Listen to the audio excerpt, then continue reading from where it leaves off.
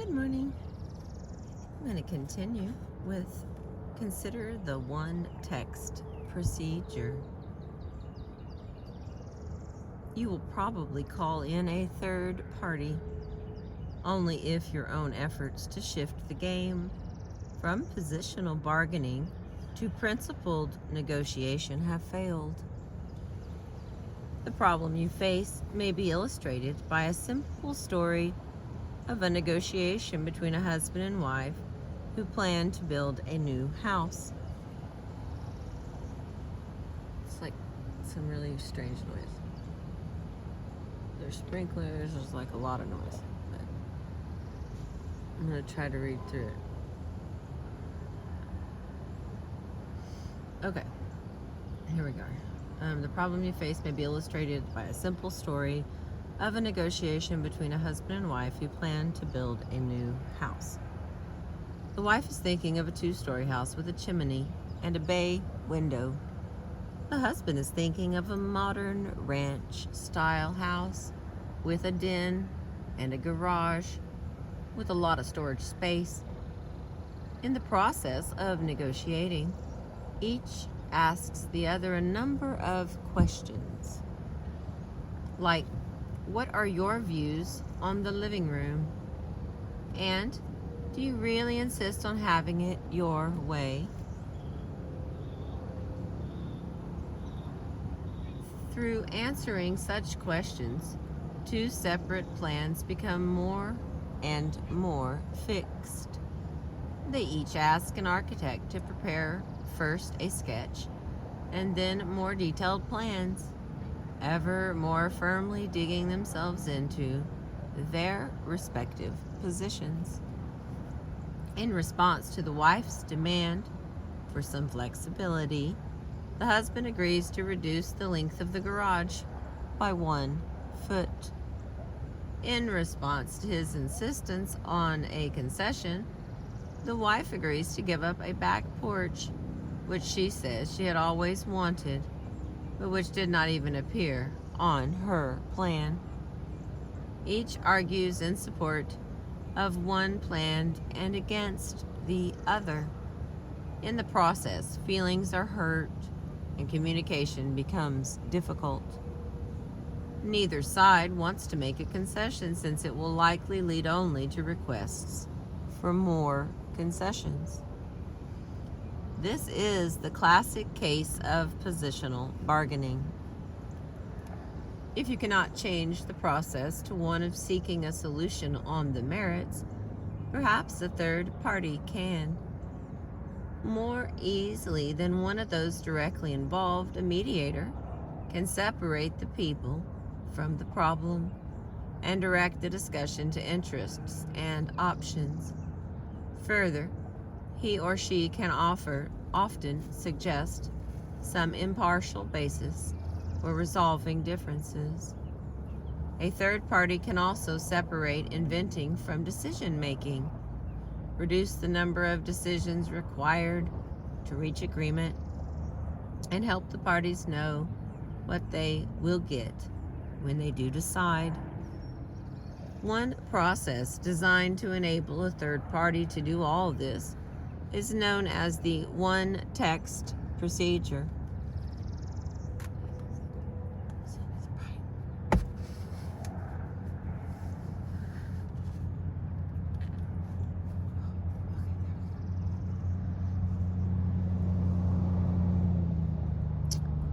In the house designing negotiation between husband and wife,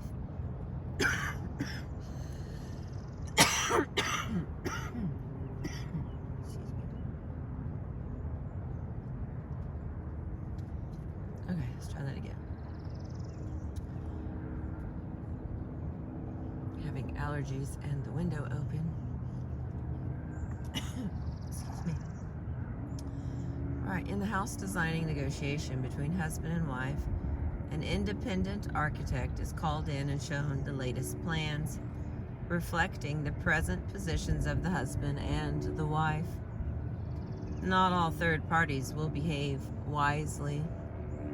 One architect, for example, might ask the parties for clarification of their positions press them for a long series of concessions and make them even more emotionally attached to their particular solutions.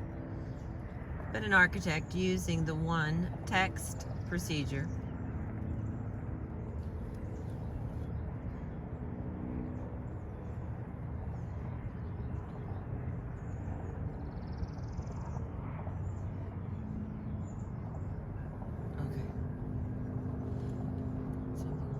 or something. Sorry. Okay. But an architect using the one text procedure would behave differently. Rather than ask about their positions, he asks about their interests. Not how big a bay window the wife wants, but why she wants it. Is it for morning sun or afternoon sun? Is it to look out or to look in? He would ask the husband, why do you want a garage? What things do you need to store? What do you expect to do in your den? Read? Look at television? Entertain friends? When will you use the den? During the day? Weekends? Evenings? And so forth. The architect makes clear he is not asking either spouse to give up a position. Rather, he is exploring the possibility that he might be able to make a recommendation to them. But even that is uncertain. At this stage, he is just trying to learn all that he can about their needs and interests. Afterwards, the architect develops a list of interests and needs of the two spouses. Morning sun, open fireplace, comfortable place to read, room for a shop, storage for snowblower and medium-sized car, and so on. He asks each spouse in turn to criticize the list and suggest improvements on it. It is hard to make concessions, but it is easy to criticize. A few days later,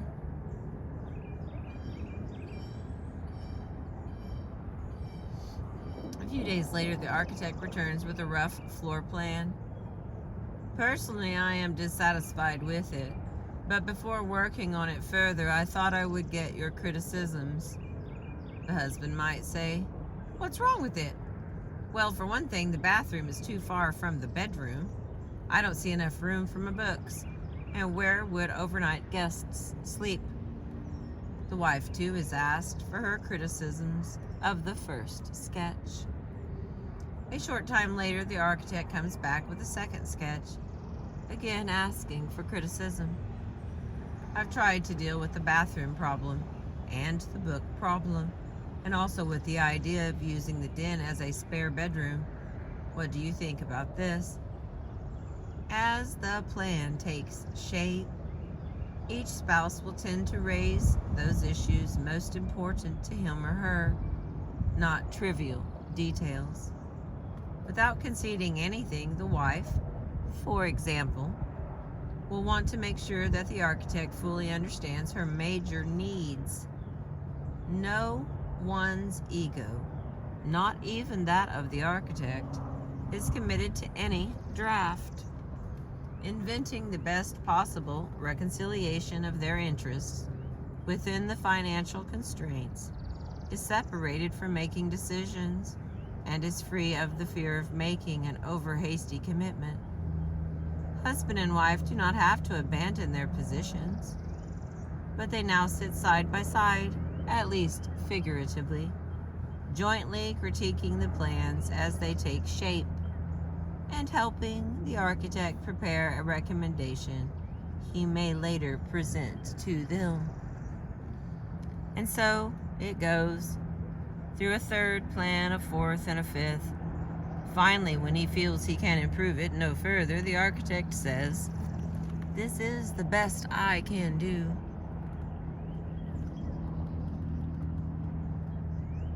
I have tried to reconcile your various interests as best I could. Many of the issues I have resolved using standard architectural and engineering solutions, precedent and the best professional judgment I can bring to bear. Here it is. I recommend you accept this plan. Each spouse now has only one decision to make, yes or no. In making their decisions, they know exactly what they are going to get, and a yes answer can be made contingent on the other side's also saying yes. The one-text procedure not only shifts the game away from positional bargaining, it greatly simplifies the process, both of inventing options and of deciding jointly on one. In other negotiations, who could play the role of the architect? You could invite a third party in to mediate, or in negotiations involving more than two parties, a natural third party may be a participant whose interests on the issue lie more in effecting an agreement than in affecting the particular terms. In many negotiations, that someone may be you. For instance, you may be a sales representative for a plastics plant negotiating a large order with an industrial customer who makes plastic bottles. The customer may want a special kind of plastic made up, but the plant you represent may be reluctant to do the retooling needed for the order. Your commission depends more on effecting an agreement between your customer and your production people than on affecting the terms. Or you may be a legislative assistant for a senator who is more concerned with getting a certain appropriations bill passed than with whether the appropriation is $10 million or 11. Or you may be a manager trying to decide an issue on which each of your two subordinates favors a different course of action. You care more about making a decision both can live with than about which alternative is chosen. In each of these cases, even though you are an active participant, it may be in your best interest to behave as a mediator would, and to use the one-text procedure, mediate your own dispute. Perhaps the most famous use of the one-text procedure was by the United States at Camp David in September of 1978, when mediating between Egypt and Israel. The United States listened to both sides, prepared a draft to which no one was committed, asked for criticism, and improved the draft again and again until the mediators felt they could improve it no further. After 13 days and some 23 drafts, the United States had a text it was prepared to recommend. When President Carter did recommend it, Israel and Egypt accepted as a mechanical technique for limiting the number of decisions, reducing the uncertainty of each decision, and preventing the parties from getting increasingly locked into their positions. It worked remarkably well. The one-text procedure is a great help for two-party negotiations involving a mediator. It is almost essential for large, multilateral negotiations. 150 nations, for example, cannot constructively discuss 150 different proposals, nor can they make concessions contingent upon mutual concessions by everybody else. They need some way to simplify the process of decision-making. The one-text procedure serves that purpose. You do not have to get anyone's consent to start using the one-text procedure. Simply prepare a draft and ask for criticism. Again, you can change the game simply by starting to play the new one. Even if the other side is not willing to talk to you directly, or vice versa, a third party can take a draft around. Let's see what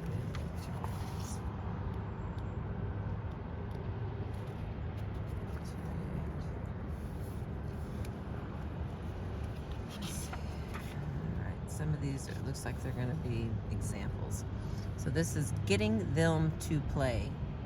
Now remember, we're reading from chapter 7, What If They Won't Play? And I'm reading you the book, Getting to Yes, Negotiating Agreement Without Giving In, by Roger Fisher and William Ury of the Harvard Negotiation Project. And it's getting loud here. Getting them to play. The case of Jones Realty and Frank Turnbull, the following, a real-life example of a negotiation between a landlord and tenant, should give you a feel for how you might deal with a party who is reluctant to engage in principled negotiation. It illustrates what it means to change the game by starting to play a new one. The case is brief. Frank Turnbull rented an apartment in March from Jones Realty for $600 a month. In July, when he and his roommate Paul wanted to move out, Turnbull learned that the apartment was under rent control. The maximum legal rent was $466 a month, $134 less than he had been paying. Disturbed that he had been overcharged, Turnbull called on Mrs. Jones of Jones Realty to discuss the problem. At first, Mrs. Jones was unreceptive and hostile. She claimed to be right and accused Turnbull of ingratitude and blackmail. After several long negotiating sessions, however, Mrs. Jones agreed to reimburse Turnbull and his roommate. Her tone in the end became friendlier and apologetic. Throughout, Turnbull used the method of principled negotiation.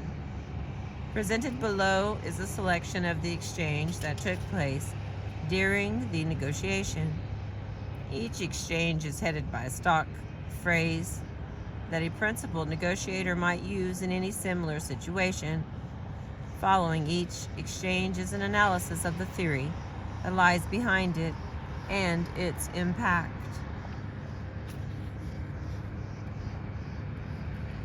Okay. We've got, please correct me if I'm wrong, in quotes. Turnbull says, Mrs. Jones, I've just learned, please correct me if I'm wrong, that our apartment is under rent control. We've been told that the legal maximum rent is $466 a month. Have we been misinformed? And here we have an analysis. The essence of principled negotiation lies in remaining open to persuasion by objective facts and principles.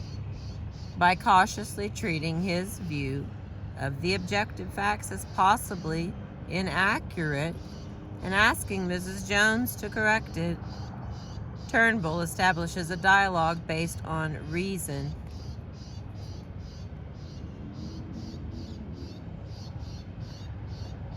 Somebody's upset. He invites her to participate by either agreeing with the facts as presented or setting them right.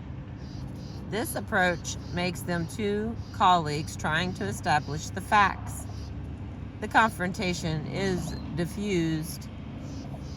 If Turnbull simply asserted the facts as facts, Mrs. Jones would feel threatened and defensive.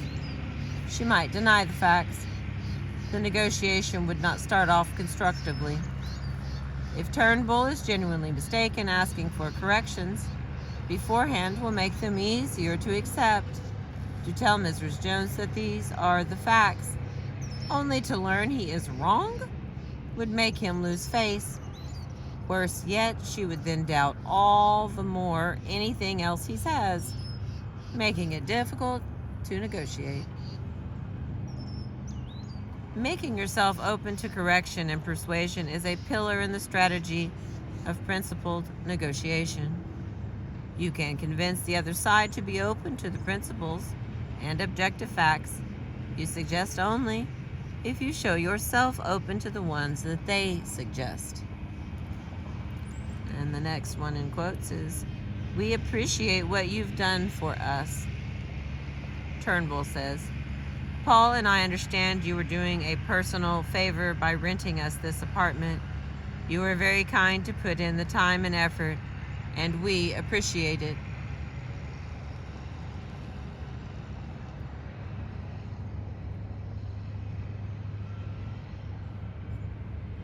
The analysis.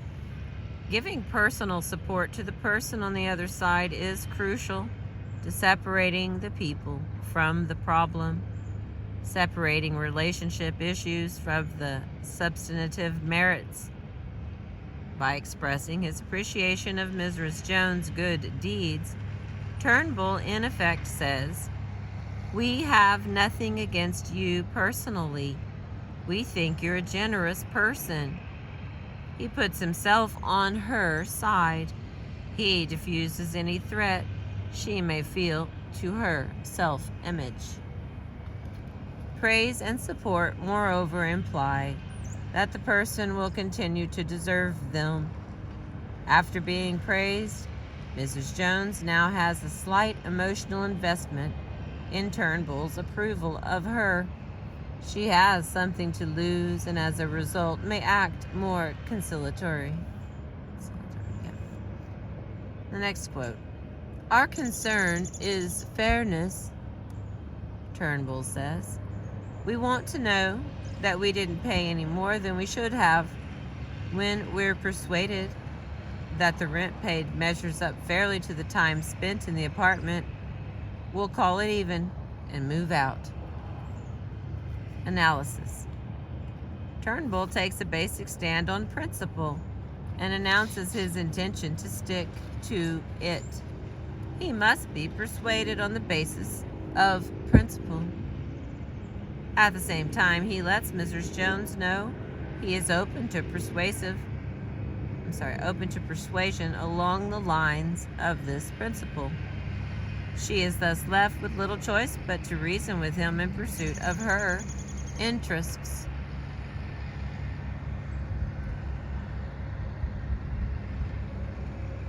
Turnbull does not take a righteous stand on principle backed up with whatever power he possesses. Not only are his ends principled, but also the means he contemplates. His ends, he claims, are a fair balance between rent paid and time spent. If convinced the rent paid is just right for the time spent, he will move out. If the rent paid is excessive, it is only fair that he remain in the apartment until the rent and the time spent are in balance. And the next quote is, "We would like to settle this on the basis of independent standards, not of who can do what to whom." Mrs. Jones says, "It's funny you should mention fairness because what you're really saying is that you and Paul just want money and that you're going to take advantage of your still being in the apartment to try and get it from us. That really makes me angry. If I had my way, you and Paul would be out of the apartment today." Turnbull says back, barely controlling his anger, "I must not be making myself clear.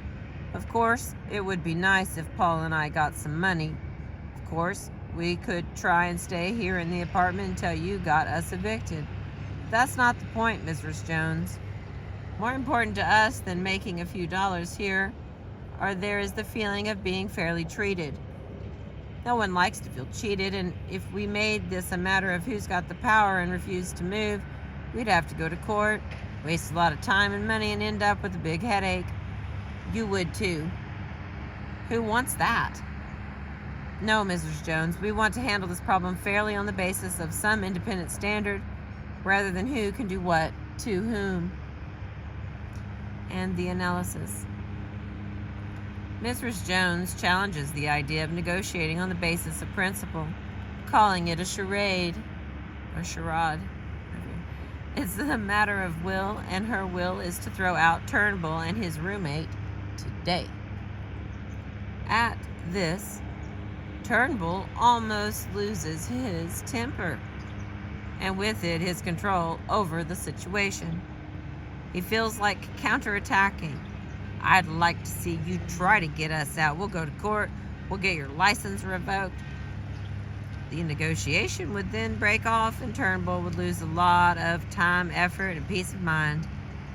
But instead of reacting, Turnbull keeps his temper and brings the negotiation back to the merits. This is a good example of negotiation jujitsu. He deflects Mrs. Jones' attack by taking responsibility for her mistaken perceptions, and he tries to persuade her of his sincere interest in principle. He does not hide either his selfish interest or his leverage over her. On the contrary, he makes both explicit. Once they are acknowledged, he can separate them from the merits, and they can cease being an issue. Turnbull also tries to give the game of principle negotiation some weight by telling Mrs. Jones this is his basic code, the way he always plays. He attributes this not to high-minded motives, which are always suspect, but to simple self-interest.